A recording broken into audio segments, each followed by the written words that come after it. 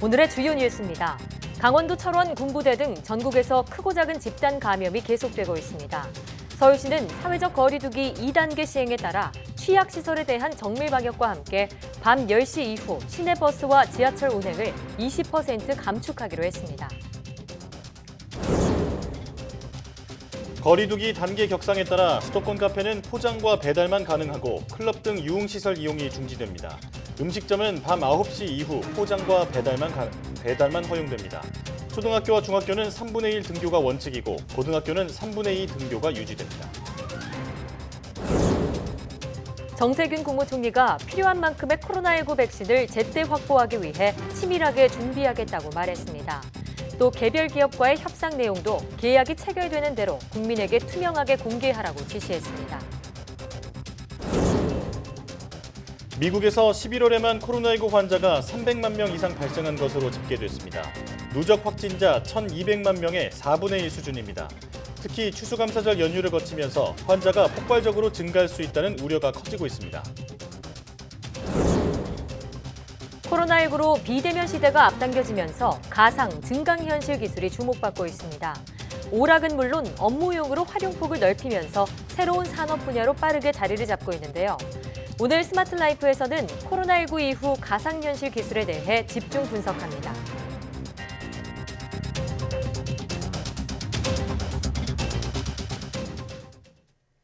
여러분 안녕하십니까? 사이언스 투데이입니다.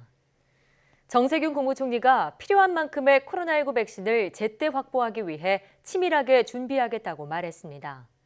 정 총리는 정부 서울청사에서 코로나19 백신 확보 관련 관계장관 회의를 주재하고 정부의 백신 확보 준비 상황에 대한 국민의 관심이 높아지고 있다며 이같이 밝혔습니다.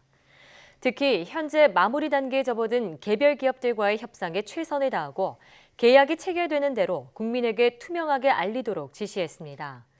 또 해외 백신 개발 동향을 면밀히 파악하고 백신 개발 성공 여부의 불확실성까지 고려해 추가 확보 방안을 검토하고 향후 접종 계획까지 치밀하게 준비하라고 당부했습니다.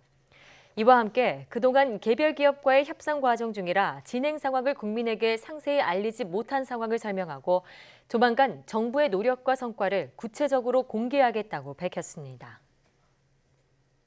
정부가 코로나19 확산세가 거세지고 있는 수도권의 사회적 거리 두기 단계를 2단계로, 광주와 전북, 전남 등 호남권에 대해서는 1.5단계로 올리기로 했습니다.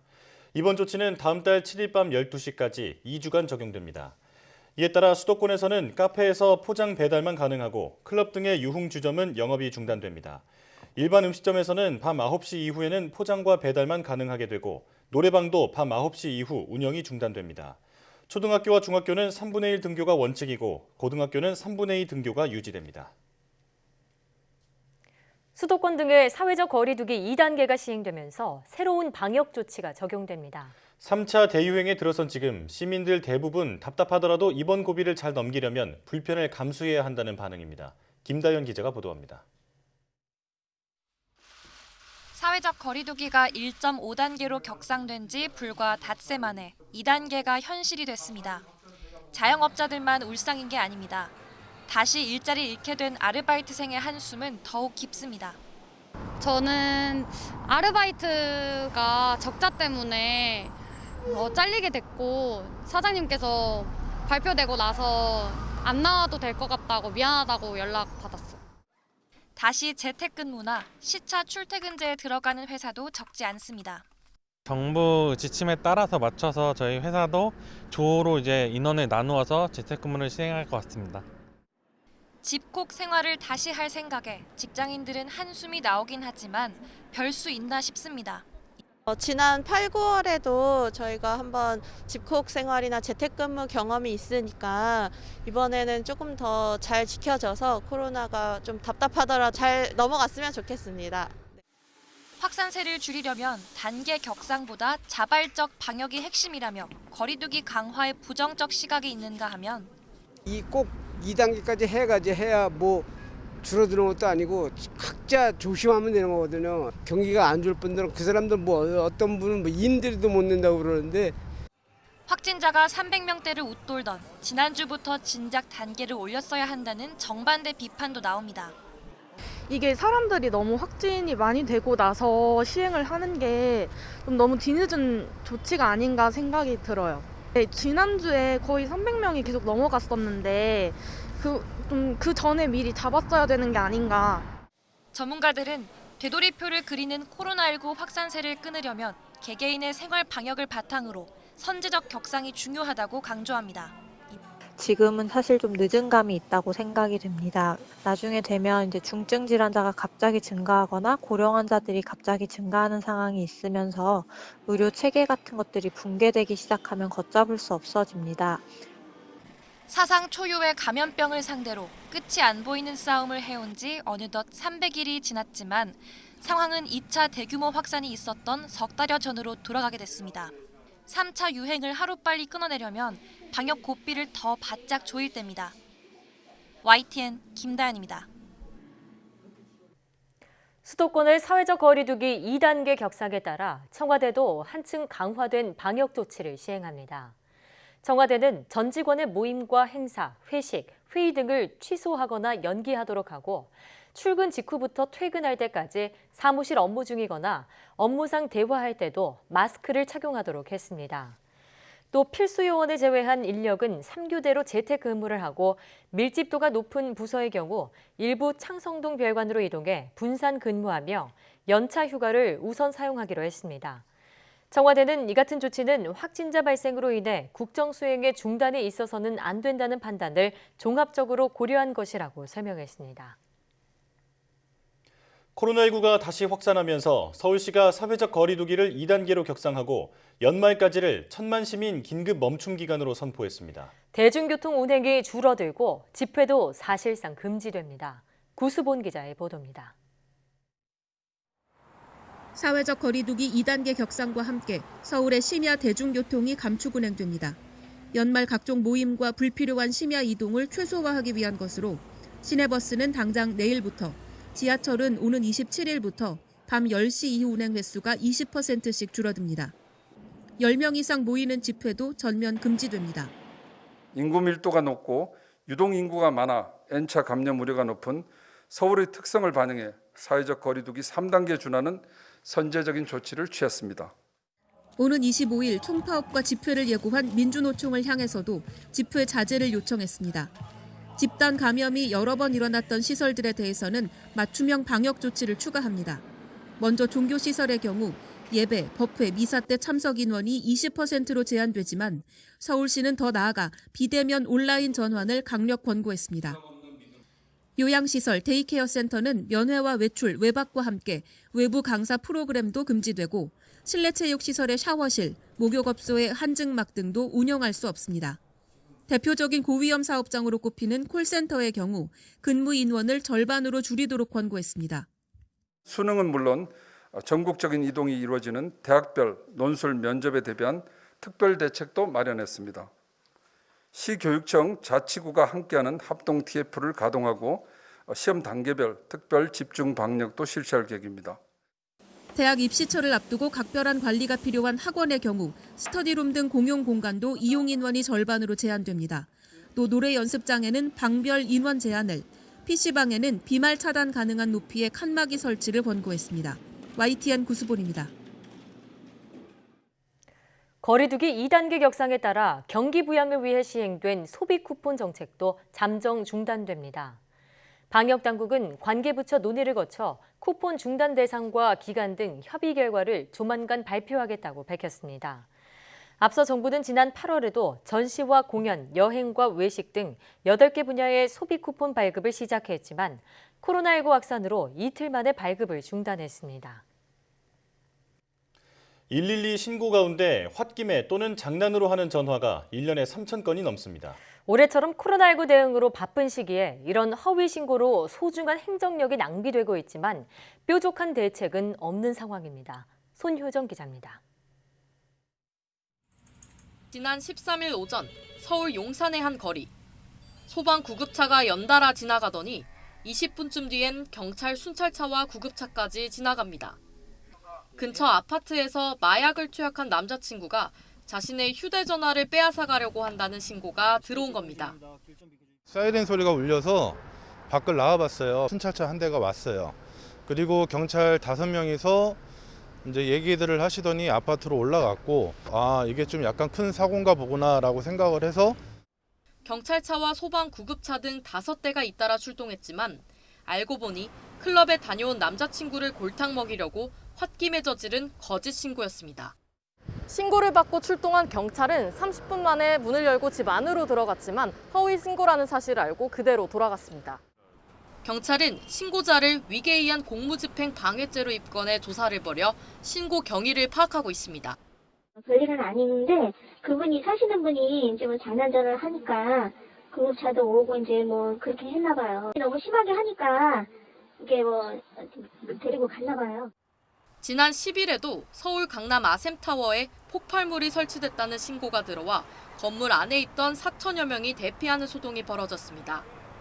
경찰 특공대와 수색견까지 동원해 1시간 반 가까이 수색했지만 폭발물을 발견하지 못했습니다. 협박범이 돈을 요구하며 말한 계좌도 실제로 있는 계좌였지만 아직 용의자조차 특정하지 못하고 있습니다. 전반적으로 다 수사를 진행했는데 현재까지는 특정을 하지 못했어요. 이렇게 경찰에 접수된 허위 신고는 지난 2014년 1,900여 건에서 2018년 3,900여 건으로 2배 넘게 늘었습니다. 올 8월까지 접수된 허위 신고는 2,469건으로 이 추세대로라면 올해도 3,000건을 훌쩍 넘을 것으로 보입니다. 하지만 형사사건으로 수사가 진행되는 건 4건 가운데 1건꼴에 불과하고 상습적이고 악의적이지 않는 이상 구속되는 비율은 매년 1%가 되지 않습니다. 이런 허위 신고는 행정력 낭비일 뿐 아니라 코로나19 때문에 방역과 소독 등 출동 절차가 복잡해진 지금 더 큰 부담으로 작용하고 있습니다. 네, 그렇죠. 그게 제일 이제 저희한테는 힘든 경우죠. 네, 다른데 이제 가 있는데 더 급한 건이 이제 신고가 올 수도 있으니까 구급차들은 코로나라고 하면 다 이제 입고 출동을 하니까 아무래도 더 힘들어지긴 했죠. 전문가들은 한두 번 장난으로 한 신고에 대해 증거를 수집하고 조사하는 것도 일이라 처벌만 강화하는 것은 능사가 아니라고 지적합니다. 결국 허위 신고로 인한 피해가 얼마나 클지 신고자가 스스로 깨달아야 한다는 겁니다. 허위 전화를 하는 사람들 이 행동이 얼마나 우리 사회에 피해를 주는지를 제대로 교육하고 홍보하는 그런 노력도 함께 병행하는 게 필요하다고 생각을 합니다. 장난으로 홧김에 한 번쯤은 괜찮겠지라는 생각에 장난 전화를 거는 허위 신고자들. 감염병까지 대유행하는 상황에서 정작 행정력이 가 닿아야 할 곳이 소외되는 결과로 돌아올 수 있습니다. YTN 손효정입니다. 이번 달 제조업 업황이 조선기계 섬유 등을 중심으로 크게 개선됐다는 분석이 나왔습니다. 산업연구원은 지난 11일부터 17일 국내 주요 업종별 전문가 173명을 대상으로 전문가 서베이 지수를 조사한 결과 이달 제조업 업황 지수가 133으로 집계돼 10월에 124보다 상승했다고 밝혔습니다. 이는 6개월 연속 100을 넘은 동시에 통계를 집계한 이래 최고치를 기록한 것입니다. 세부 업종별로 보면 장비 부문의 조선과 기계 소재 부문의 섬유 등에서 두 자릿수 상승세를 기록해 개선 응답이 확대됐습니다. 화학과 철강, 가전 등에서도 상승세가 나타났고 반도체는 4개월 만에 최고치인 92를 기록했습니다. 전문가 서베이 지수는 전월 대비 변화 없음인 100을 기준으로 200에 가까울수록 전월 대비 개선 의견이 0에 근접할수록 악화 의견이 많음을 의미합니다. 은행권이 1억 원을 웃돌거나 연소득의 200%를 초과하는 신용대출을 규제하기 시작했습니다. 신용대출을 규제하겠다는 금융당국의 발표 직후 일주일 만에 신용대출이 1조 5천억 원을 넘어서자 은행들이 앞서 규제를 시작한 것입니다. 박병한 기자가 보도합니다. 지난 13일 금융당국은 오는 30일부터 신용대출 규제를 실시한다고 밝혔습니다. 연소득 8천만 원이 넘는 고소득자의 1억 원 초과 신용대출에 대한 DSR, 총부채 원리금 상환 비율을 40% 이내로 규제한다는 내용입니다. 당국의 이 같은 발표가 있자 은행권에는 미리 대출을 받으려는 사람들로 붐볐습니다. 주식을 투자할 수도 있고 그리고 또 상황이 바뀌어서 제가 또 부동산을 재테크를 해야 되는 상황이 올 수도 있으니까 확보할 수 있을 때 여유 자금을 확보하자는 차원에서 이제 대출을 받았어요. 규제 시행에 앞서 대출을 받으려는 사람들이 몰려 불과 일주일 만에 1조 5천억 원의 신용대출이 이루어지자 은행들이 대출 총량 관리에 나섰습니다. KB국민은행은 1억 원이 넘는 신용대출, 연소득의 200%를 초과한 신용대출에 대한 심사를 대폭 강화했습니다. 금융당국이 밝힌 DSR 40% 규제 대상은 연소득 8천만 원이 넘는 고소득자지만 KB국민은행은 소득과 관계없이 신용대출이 1억 원을 넘으면 규제를 적용합니다. 우리은행 역시 1억 원 초과 신용대출에 대한 규제를 전산 시스템 개발이 마무리되는 대로 30일보다 앞서 이번 주 실행할 예정입니다. 농협은 대출 한도와 우대금리를 줄이는 방법으로 신용대출을 억제하고 있습니다. 우량 신용대출과 일반 신용대출의 우대금리를 깎았고 연봉이 8천만 원이 넘는 고소득자의 신용대출 가능 한도를 연소득의 2배 이내로 축소했습니다. 은행들이 선제적으로 신용대출 규제에 나섬에 따라 코로나19에 따른 거리두기 조치 강화로 대출이 필요한 서민들은 더욱 어려운 상황으로 몰리고 있습니다. YTN 박병환입니다. 소포 우편물은 접수에서 배달까지 평균 10번 정도의 박스 들기 작업이 이루어지는데요. 이 때문에 상자가 무거울수록 집배원과 택배기사의 업무 강도가 커집니다. 이런 운반 부담을 덜어주기 위해 우체국 소포 상자에 구멍 손잡이가 만들어졌습니다. 보도에 개훈이 기자입니다. 상자 양옆에 뚫린 구멍에 손을 넣어 우체국 집배원이 상자를 옮깁니다. 무거운 상자는 들기 힘들고 장갑을 껴도 미끄러지기 일쑤라 직원들에게는 큰 부담이었습니다. 기존의 택배 상자는 고중량인 같은 경우에는 이제 안고 다녀야 되기 때문에 굉장히 어깨나 허리에 큰 무리가 있었습니다. 이런 고충을 조금이나마 줄여주고자 우체국 소포 상자에 구멍 손잡이가 생겼습니다. 우체국 소포 상자는 크기별로 6가지가 있는데 구멍 손잡이는 7kg 이상 무거운 소포에 사용하는 5호 상자에 적용됩니다. 지난해 우체국 창구에서 접수한 소포 물량은 모두 6천만 통. 이 중 7kg 이상 고중량 소포는 1,000만 통으로 18%에 달했습니다. 구멍을 뚫으면 좀 상자가 약해지는 문제도 있고 또 상자 안에서 물건이 쏟아져 나올 수도 있고 또 이물질이 들어갈 수도 있기 때문에 여러 가지 좀 고민을 많이 해야 됩니다. 실제 상자에 구멍을 뚫어 손잡이만 만들어도 신체 부담의 10% 이상 줄일 수 있다는 연구 결과도 있습니다. 앞서 홈플러스 등 대형마트 3사는 근로자들의 요구를 반영해 무게가 5kg이 넘는 자체 브랜드 PB 상품 상자에 손잡이를 만들었습니다. YTN 개훈입니다. 올겨울은 지난 겨울보다 춥고 눈도 많이 내릴 것으로 보입니다. 기상청은 겨울철 기상 전망에서 올겨울은 유난히 포근했던 지난 겨울보다 춥겠고 기온 변화가 무척 심할 것으로 보인다고 밝혔습니다. 또 한파가 찾아올 때 강원 영동과 서해안, 제주도에는 눈이 내리겠고 특히 12월과 2월에는 폭설이 예상된다고 밝혔습니다. 기상청은 지난 여름과 같이 예상치 못한 특이한 기압계가 발생할 수 있어 북극의 상태를 실시간 감시하고 있으며 기압계가 크게 변화할 경우 수정 전망을 발표할 예정이라고 덧붙였습니다.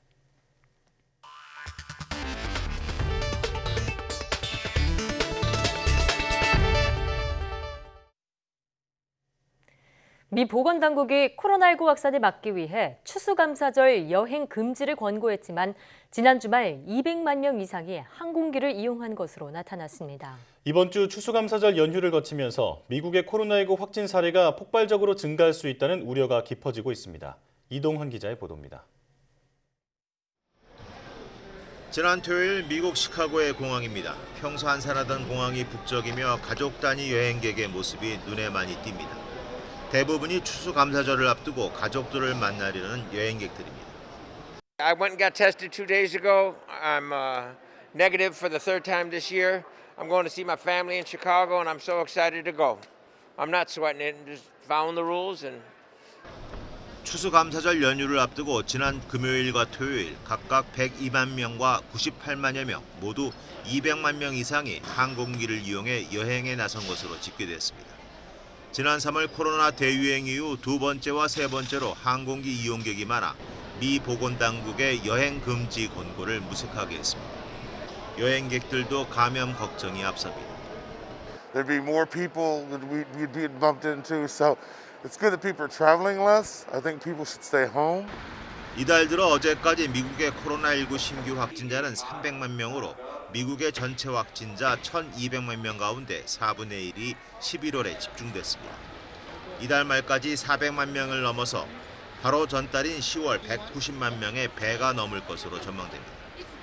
코로나19 백신 개발이란 희소식에도 불구하고 미국이 최악의 겨울을 보낼 것이란 우려가 깊어지고 있습니다.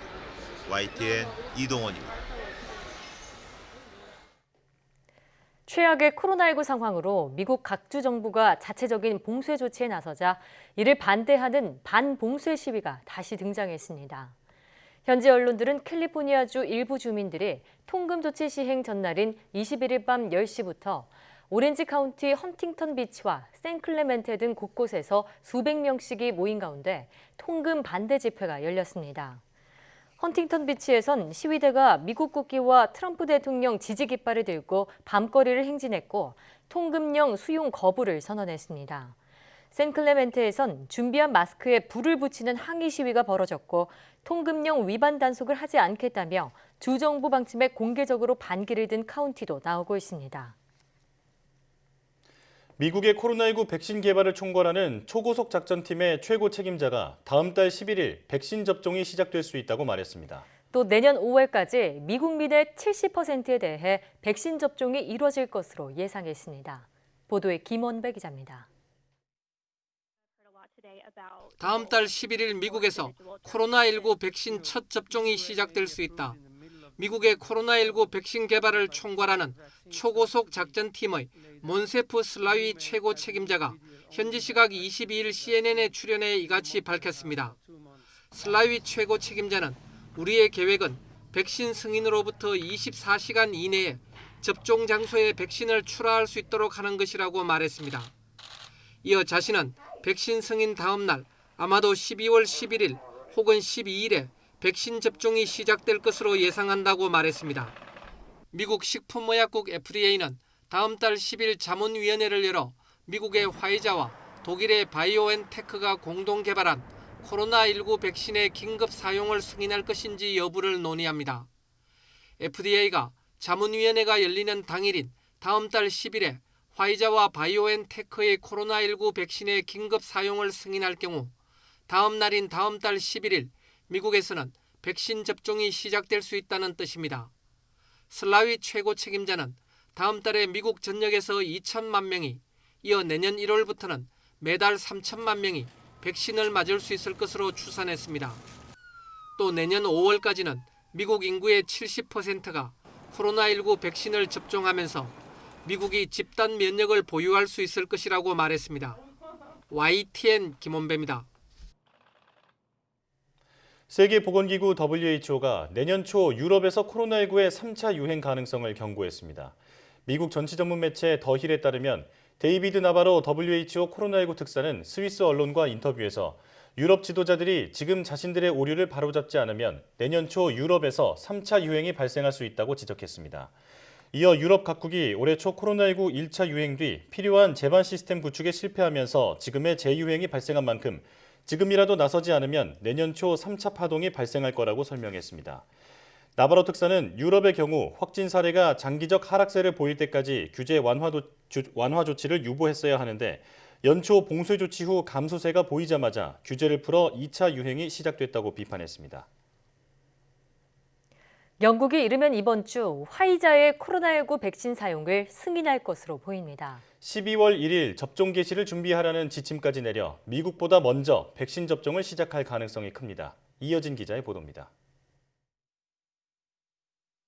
영국 정부가 이르면 이번 주 화이자의 코로나19 백신 사용을 승인할 것으로 보인다고 영국 일간 텔레그래프가 보도했습니다.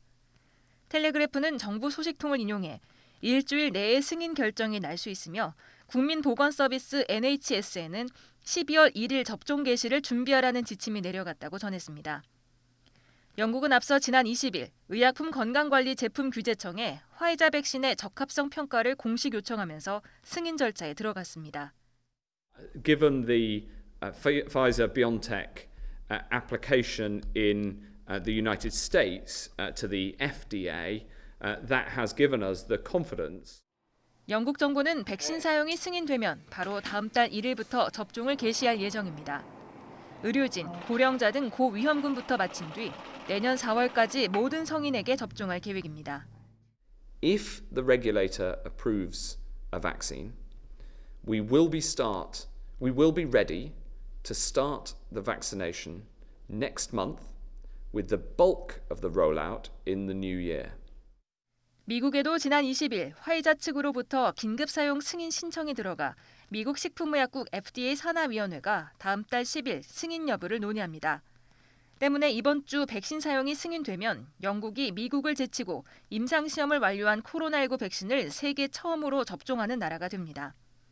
영국은 이미 화이자 측과 선구매 계약을 맺고 4천만 회, 2천만 명분의 백신을 확보한 상태입니다. 영국은 유럽에서 프랑스와 러시아 다음으로 확진자가 많습니다. 누적 환자는 150여만 명, 사망자는 5만 5천여 명에 이릅니다. YTN 이여진입니다. 영국은 백신 접종을 서두르면서도 잘 지켜지지 않는 자가격리 규정을 없애고 대신 대규모 검사로 대응한다는 전략을 세웠습니다. 영국 일간 데일리 그래프에 따르면 영국 정부는 확진자와 접촉해도 자가격리를 하지 않고 대신 일주일 동안 매일 30분 만에 결과가 나오는 코로나 신속검사를 받도록 하는 방안을 23일 발표합니다. 코로나19 상황이 심각한 리버풀에서 시범 운영한 뒤 결과에 따라 1월부터 전국에 도입할 예정입니다. 또 다음 달부터 주 2회 검사를 받은 2명은 요양원에 있는 가족을 만날 수 있습니다.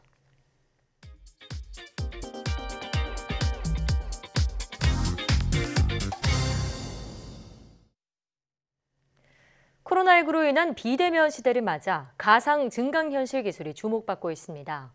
게임은 물론 업무용으로도 활용되면서 미래 산업의 중심이 되고 있는데요. 오늘 스마트 라이프에서는 코로나19 이후 가상현실 기술에 대해 알아보도록 하겠습니다. IT 칼럼니스트 이온 씨와 함께합니다. 어서 오세요. 안녕하세요. 네. 자, 코로나19로 인해서 정말 우리 삶이 많이 바뀌었잖아요. 네, 그런데 이 와중에 가상현실 기술이 주목받고 있다고요? 예, 그렇습니다.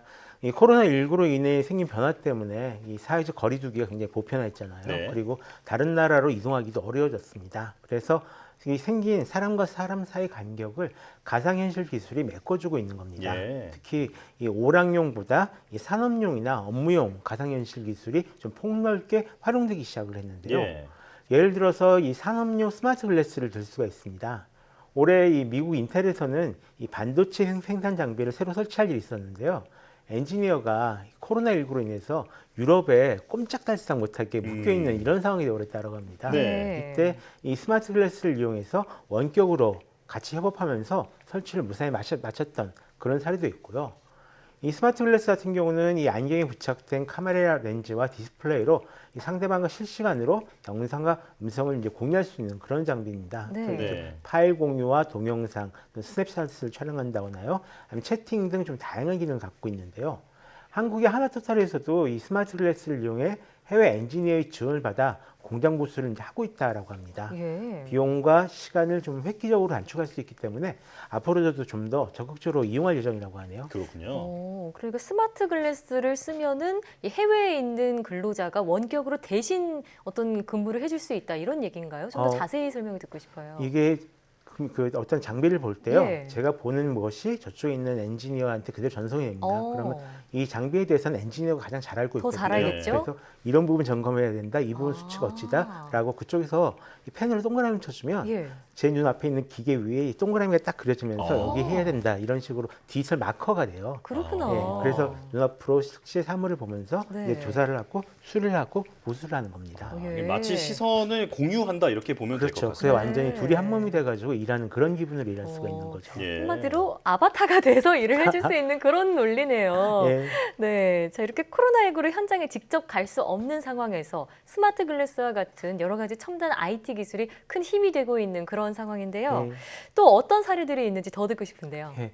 이 혼합 현실 기반 웨어러블 기기 렌즈인 예. MS 홀로렌즈 2도 최근에 이제 출시가 했습니다. 예. 홀로렌즈 2는 물리적 공간과 물체 위에 홀로그램 이미지를 결합해가지고요.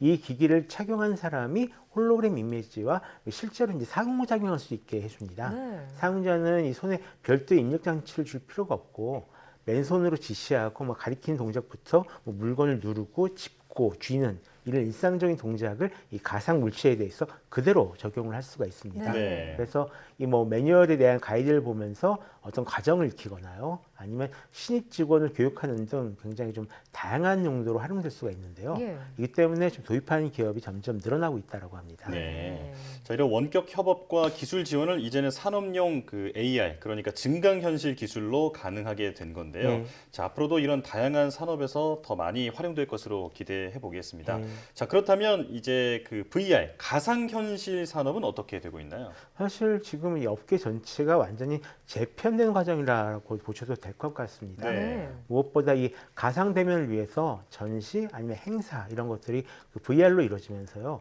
원격 교육이나 근무 또는 가상 쇼핑 등 이런 커뮤니케이션 활동을 VR로 대체하려는 그런 움직임이 보이고 있습니다. 예. 지금 보실 것은 이제 하프라이프 알릭스라는 올해 3월에 나온 VR 게임인데요. 게임이군요. 예, 이 침체된 VR 컨텐츠 시장에 한 줄기 빛이 되어준 그런 작품입니다. 그렇군요. 예, 지금까지 100만 장이 넘게 팔렸다고 하는데요. 네. 이 게임이 재밌는 게 게임 내에 있는 물체로 실제 현실과 같은 그런 활동을 할 수가 있습니다. 예를 들어서 게임 내에서 피아노를 직접 연주할 수가 있고요. 또는 폭탄이나 빵, 찻잔 같은 여러 가지 물체를 가지고 직접 저글링도 가능합니다. 예. 또 게임과 동시에 개발된 밸브 인덱스 컨트롤러라고 있는데요. 이 컨트롤러를 이용하면 기존의 막대형 VR 컨트롤러와 달리 실제 손과 손가락의 움직임을 게임 속에서 그대로 볼 수가 있어요. 그래서 사실감을 좀 더 배가시키고 있습니다. 문을 당기거나 사물을 잡을 때 게임 속 내 손이 그 실제 내 손의 움직임과 거의 일치화되거든요. 이것 때문에 몰입감이 상상 이상으로 굉장히 크다고 합니다. 나중에는 이런 움직임뿐만이 아니라 강도까지도 실제로 조정할 수 있게 되지 않을까 뭐 이런 생각도 들어요. 네, 이미 관련된 기술은 나와 있습니다. 기술은 나와 있고요. 네. 자, 그런데 게임은 물론 업무에도 이런 VR 가상현실이 접목되고 있다고 하셨는데 최근에 헤드 마운트 디스플레이라는 것이 많이 각광을 받고 있다고 들었어요. 일단 어떤 기술인가요? 헤드 마운트 디스플레이가 이제 머리 얼굴 위에 딱 쓰는 이런 거라고 생각을 하시면 되는데요. 저희가 흔히 알고 있는 그 가상현실 장비를 HMD, 헤드 마운트 디스플레이라고 부릅니다. 근데 최근에 페이스북에서 내놓은 오큘러스 퀘스트 2라는 장비가 있습니다. 이전 세대보다 성능과 착용감이 굉장히 좋아졌고요. 또 대형 게임사에서 내놓은 VR 게임을 모두 즐길 수 있는 장비인데요. 이게 가격이 굉장히 저렴합니다. 굉장히 나중에 굉장히 어쨌든 합리적인 가격에 나온 데다가 이 PC 같은 별도의 장비가 필요하지 않아서요. 일단 현재까지는 전작 대비 한 5배 정도 더 많이 팔렸다라고 합니다. 그리고 개인적으로는 인피니트 오피스라고 해서 오큘러스 퀘스트 2와 함께 발표한 가상 사무실 앱에 더 끌렸었는데요. 현실 공간에 가상으로 다중 모니터를 설치하고 실제 업무를 볼 수 있는 그런 앱입니다. 그러니까 모니터가 가상인 거죠? 그렇죠. 이게 딱 헤드셋 쓰면 옆에 모니터 3개가 쫙 나와요. 그래서 앞에 있는 실제 키보드를 치면서 모니터를 가상 공간에 배치해서 생산성도 높일 수 있고 실제 업무를 할 수 있는 그런 기술이거든요. 이런 일이 정말로 가능할까 솔직히 좀 궁금하긴 한데요. 연말에 베타 버전이 공개된다라고 하니까 그것도 알 수 있을 것 같습니다. 그러면 컴퓨터도 필요 없어지는 거 아닌가요? 그렇죠. 이 헤드셋 하나 끼고 키보드 하나 있으면은 실제로 이 거대한 모니터 3개를 이용해가지고 업무를 볼 수가 있으니까요. 연말이 뭐 얼마 안 남았으니까 곧 확인할 수 있을 것 같습니다. 너무 궁금하네요. 자, 이 가상현실 기술을 그런데 그 게임뿐만 아니라 커뮤니케이션 용도로도 쓸 수 있다라는 이런 뜻인 거죠, 그러면? 그렇습니다. 이 코로나19 확산하면서 이런 가상 협업이나 아니면 가상 미팅용 VR 서비스가 인기를 끌고 있는데요. 이 가상현실 협업 플랫폼 개발 스타트업인 스페이셜이가 있습니다. 여기서는 아예 그 일반인을 위한 무료 버전을 출시를 해가지고 많이 쓰게 좀 했는데요. 보시는 영상에서는 어떤 오큘러스 퀘스트 같은 장비를 이용하고 있지만 이 홀로렌즈나 매직 리프 또는 애니얼의 AR 안경까지 모두 쓸 수 있는 그런 기술입니다. 그 밖에도 가상현실 기술의 쓰임새는 굉장히 넓어지고 있는데요. 실제 매장에 방문하지 않고도 어떤 이 자동차를 눈앞에서 보는 것처럼 자세히 살펴볼 수 있는 이런 서비스 나왔고요. 또 가상현실로 수도권 아파트의 이 모델하우스도 볼 수가 있습니다. 네. 아파트 내부와 또 인테리어를 했을 때의 차이, 그리고 주변 환경까지 실체처럼 살펴볼 수 있다고 합니다. 예. 가상현실 기술 쓰임새가 굉장히 넓다 이렇게 말씀하셨는데 네. 이 외에 또 어떤 분야에 적용이 될 수 있을까요? 굉장히 여러 가지 분야에 좀 적용이 될 수 있을 것 예. 같은데요. 일단은 그 부동산 아까 얘기했던 것처럼 네. 부동산 판매를 하는 회사들이 실질적으로 이 가상현실을 안에서 투어를 하면서 예. 혼자 투어한 게 아니라요. 가이드와 함께 투어를 하면서 네. 얘기를 해주는 이런 쇼핑 같은 서비스가 지금 나와 있는 상황입니다. 예. 네. 최근에는 AR을 이용한 게임 같은 서비스 많이 나와서 네. 예를 들어서 이 현실의 공간에 내가 이 스마트폰이나 스마트 글래스를 딱 비춰보면은 네. 거기에 한 100년 전 옛날의 모습이 비춘다거나요. 오. 아니면은 거기에 실제 일어났던 살인사건 현장 같은 경우 자기가 추적해가지고 얘기할 수 있는 게임이라던가 네. 이런 것들도 있고요. 가장 얼마 전에 나온 가장 그 신기했던 게임 같은 경우는 네. 이 판이 있고 스마트폰 딱 들면 네. 거기에 옛날 학교가 쫙 나옵니다. 옛날 학교 모습이요? 그래서 2005년에 옛날의 고등학교 시절에 나로 되돌아가서 그때 이 친구가 겪었던 어려움들을 내가 외부인의 시선으로 해결해주는 네. 이런 게임들도 지금 많이 나와 있었거든요. 네. 그래서 지금 게임도 그렇고 쇼핑도 그렇고 업무도 그렇고 그리고 예. 미팅까지 굉장히 다양한 용도로 많이 쓰이고 있고요. 네. 또 최근에는 교육용으로도 많은 것들이 지금 개발이 되고 있습니다. 네. 그러니까 심리 상담에도 VR이 좀 큰 역할을 할 수 있겠다 이런 생각도 드네요. 예, VR 치료는 원래 있었습니다. 아, 원래 예. 있군요. 네. 자, 그런데 이 VR 기술을 활용해서 정말 여러 가지 비대면 활동을 최적화된 서비스를 제공할 수 있겠다 이런 생각이 얘기를 들으면서 드는데요. 애플이나 삼성 역시도 가상현실이나 증강현실에 최근 관심을 쏟고 있다고요. 네, 그렇습니다. 특히 이제 VR보다는 AR 쪽에 굉장히 힘이 실리고 있는데요. 네. 지금 그 애플 CEO 같은 경우는 AR 같은 경우는 반드시 온다. 그리고 이것이 한번 들어오면은 스마트폰보다도 더 많이 세상을 바꿀 것이다라고 네. 얘기를 할 정도거든요. 네. 그리고 애플 글래스, 그러니까 이 애플에서 만든 증강현실 안경이 네. 이미 테스트하고 있다라는 정보가 들어왔습니다. 이미 테스트를 하고 있다. 예, 그 완성이 이미 됐고요. 지금 네. 테스트를 진행하고 있다라는 정보가 들어왔는데요. 내년쯤에 출시될 예정이라고 하는데 네. 두고 봐야 알겠죠. 네. 출시되면 써볼 의향 있으신가요? 아, 출시되면 전 당연히 써봐야 됩니다. 네. 그 삼성전자 같은 경우는 이번에 아쉽지만 VR 사업에서는 좀 철수를 했습니다. 작년에. 예, 대신에 이 VR 사업을 철수하면서 AR 사업에 대한 투자를 굉장히 늘리고 있는데요. 네. 올 초 열린 이제 CES 2020에서도 실제로 이 AR 안경을 가지고 어떤 활용할 수 있는 이런 데몬스트레이션 영상을 보여준 바가 있습니다. 네. 그리고 LG전자도 지금 일본에 있는 NTT 도코모랑 같이 AR 제품을 개발 중이라는 소식이 있고요. 네. 또 LG 플러스에서는 최근에 이제 엔리얼이라는 AR 글래스를 이미 출시를 했죠. 그래서 안경 형태의 기기를 착용을 하면 렌즈를 통해서 스마트폰에서 원하는 컨텐츠를 가져와서 보여주는 이런 웨어러블 장비인데요. 예. 네. 시야가 닿는 360도 어디에서든 화면을 자유자재로 배치할 수 있다고 합니다. 네. 실제로 그 지하철 안에서 이걸 쓰고 영화를 보신 분도 보긴 봤는데요. 프로야구 중계나 콘서트 관람 등 이런 영상 콘텐츠를 즐기는데 좀 많이 적합하다고 합니다. 네. 또 페이스북도 내년에 스마트 글래스를 내놓을 예정입니다. 페이스북까지요? 예. 레이벤이랑 같이 협조를 해가지고 네. 이 완전 선글라스 형태의 스마트 글래스를 내놓을 예정이고요. 선글라스 저런 게 꼈다 펼 수 예, 있는. 네. 그렇습니다. 그리고 MS는 아까 얘기한 대로 이미 홀로렌즈 2를 내놨고요.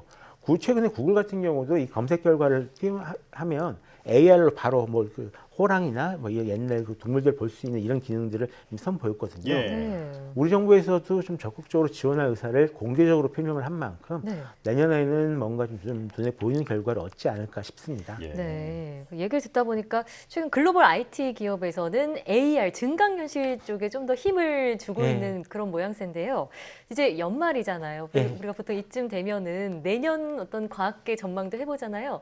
내년 IT 산업에서 AR 외에 또 어떤 분야가 각광받을 것이라고 보시나요? 일단 AR, VR은 이제 그냥 예상대로 진행이 될 것 같고요. 예. 인공지능 같은 경우가 제가 올해 초에 얘기할 때는 인공지능이라는 얘기를 이제 들을 필요가 없을 거다라고 얘기를 했는데 지금 가장 제가 좀 관심을 갖고 있는 게 네. 최근에 있는 이 프로세서들 안에 인공지능 관련된 기능들이 다 들어가 있습니다. 그래서 이 인공지능 관련된 기능들을 굳이 CPU에서 처리할 필요 없이 이 프로세서 안에서 따로 처리를 해줄 수가 있거든요. 네. 그러면은 관련된 기능들, 뭐 물고체를 인식한다던가 아니면 뭔가 연산을 빨리 한다던가 하는 네. 부분들이 굉장히 빨리 처리할 수 내년부터는 그럴 가능성이 높아졌습니다. 내년부터요? 예, 그리고 최근에 나오고 있는 게 지금 보통 이 스마트폰 프로세서랑 네. 그 노트북 프로세서 이 두 개를 딱 갈렸었는데 네. 최근에 애플에서 이 스마트폰 프로세서를 이용해가지고 노트북을 훨씬 빠르게 만들었어요. 그것 때문에 자극받아가지고 지금 구글도 그렇고 아마존도 그렇고 지금 모두 자신들만의 칩셋을 만들어냈거든요. 네. 그래서 여기에 관련돼서 컴퓨터 기술이 어떻게 발전할지 내년도에 아마 굉장히 좀 재밌게 지켜볼 수 있을 것 같습니다. 관련 내용 다음에 출연하셨을 때 더 자세히 네. 들어보겠습니다. 자, 이 코로나 사태가 기술 발전을 촉진해서 이제 코로나 사태가 끝난 이후에는 우리가 전에 살던 세상과는 완전히 달라질 것이다. 네. 이런 전망들이 많이 나왔는데 오늘 말씀을 듣고 나니까 정말 그 전망들이 실감이 납니다. 네, 지금까지 IT 칼럼니스트 이훈 씨와 함께했습니다. 오늘 말씀 잘 들었습니다. 고맙습니다.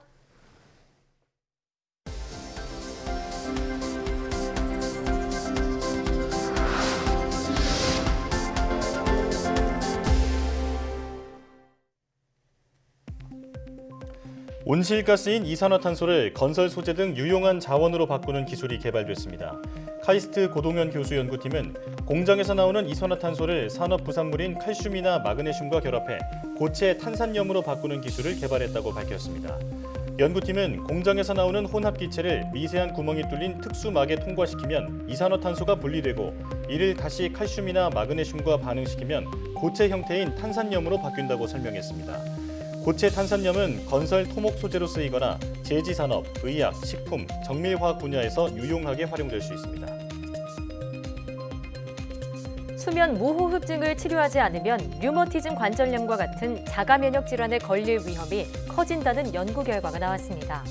미 조지아대 연구팀이 수면 무호흡증을 치료하지 않은 환자와 치료 중인 환자를 정상인과 비교한 결과 수면 무호흡증을 치료하지 않은 경우 면역 조절 인자 수치가 비정상적으로 높았다고 밝혔습니다. 연구팀은 면역 조절 인자는 각종 체내 신호에 관여하고 이상이 생기면 자가 면역 질환이 생길 위험이 커진다고 설명했습니다. 임신 횟수가 늘어날수록 자궁 내막암 위험이 줄어든다는 연구 결과가 나왔습니다.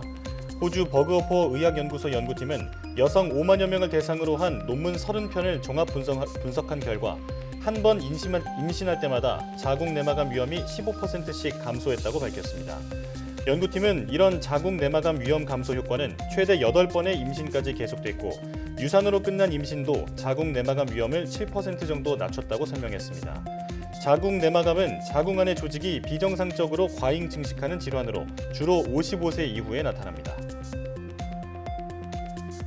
한국인터넷진흥원이 유럽에 진출한 국내 기업을 대상으로 유럽연합 일반 개인정보보호법, 이른바 GDPR 설명회를 개최한다고 밝혔습니다. 이번 설명회에서는 유럽연합의 GDPR 개요와 대응 현황, 법 위반에 따른 집행 현황 등을 공유합니다. 진흥원은 앞서 벨기에와 그리스 진출 기업을 대상으로 설명회를 열었고 연내에 폴란드와 스웨덴, 체코, 독일, 스페인 진출 기업을 대상으로 설명회를 열 예정입니다. GDPR은 EU의 지역에 진출한 기업 등에 적용되는 개인정보보호법으로 지난 2018년 5월부터 시행됐습니다. 인공지능 분야 연구와 인력을 양성하는 울산과학기술원 인공지능대학원이 개원했습니다. 인공지능대학원 교육과정은 인공지능 핵심 분야와 반도체, 모빌리티와 헬스케어 등 인공지능 활용 분야까지 다양합니다.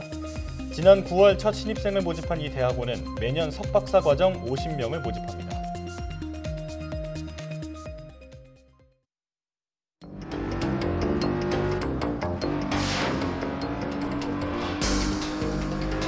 실제 이제 게임을 이용해 가지고 만든 사고 지형 장면이고요. 사고 관련된 데이터를 많이 만들어내고 요걸 기반으로 인공지능 시스템을 만든 일.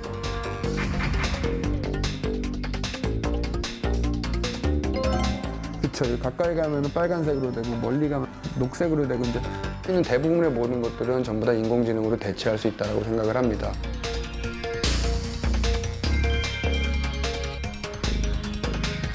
CX minus, this is a trick. This is a redundant.